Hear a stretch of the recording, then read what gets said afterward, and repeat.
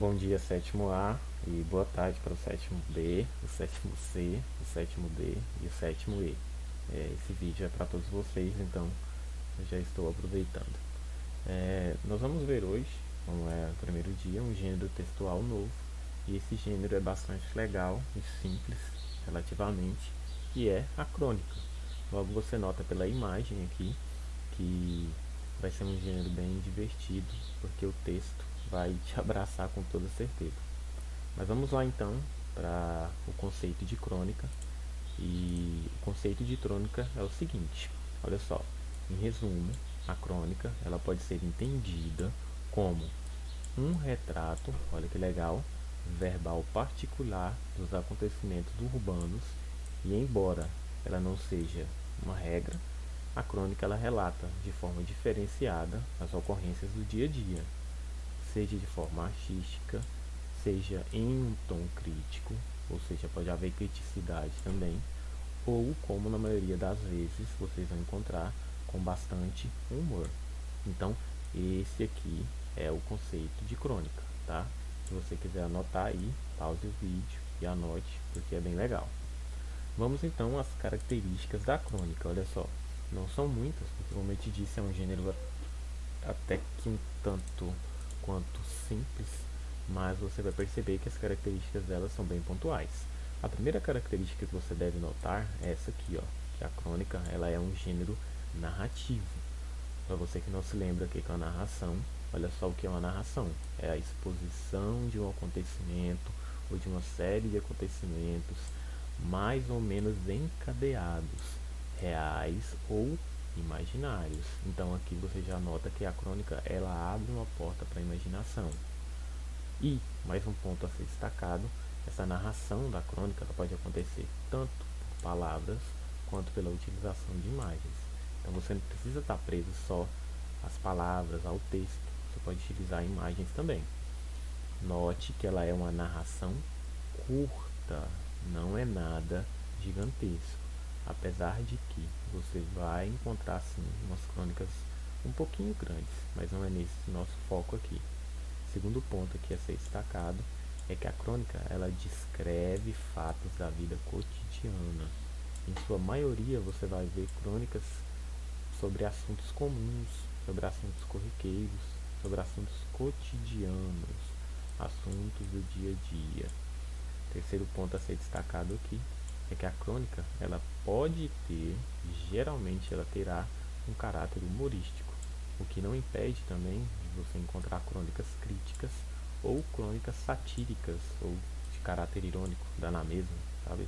Aquelas coisas que trazem uma ironia bem divertida, ou seja, a ironia ela vai estar atrelada aqui ao caráter humorístico da crônica.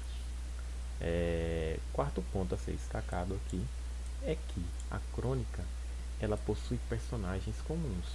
Por quê?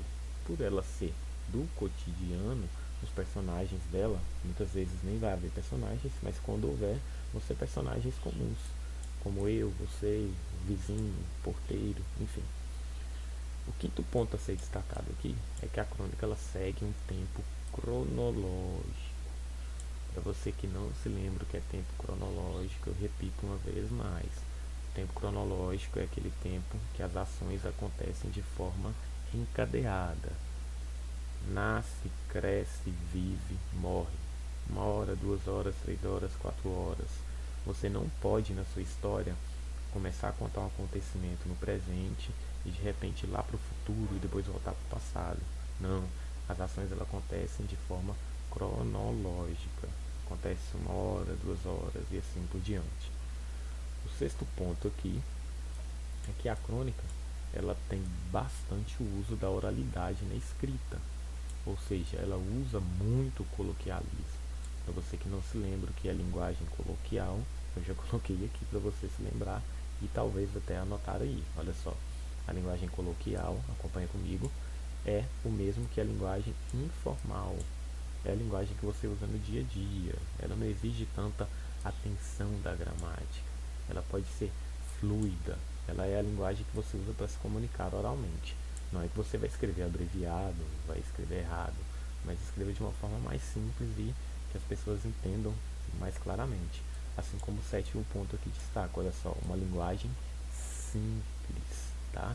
Nada de rebuscar demais o seu texto. Quando você for escrevê-lo, não, que não é hoje, tá? Relaxa que não vai ser hoje. E o último ponto a ser destacado aqui, olha só, é que a crônica, ela geralmente vai ser uma narrativa em primeira ou em terceira pessoa, tá? Quase como quando alguém conta um caso, uma história que você ouve alguém está contando. Para você que não se lembra quem são as primeiras e as terceiras pessoas, eu já coloquei aqui. São elas eu e nós, ele e eles. Eu, primeira pessoa do singular, nós, terceira pessoa do plural. Ele, terceira pessoa do singular, e eles, terceira pessoa do plural. Ok? Só para a gente concluir aqui agora, já que nós vimos o conceito e as características da crônica, só para eu apresentar para vocês aqui de forma rápida,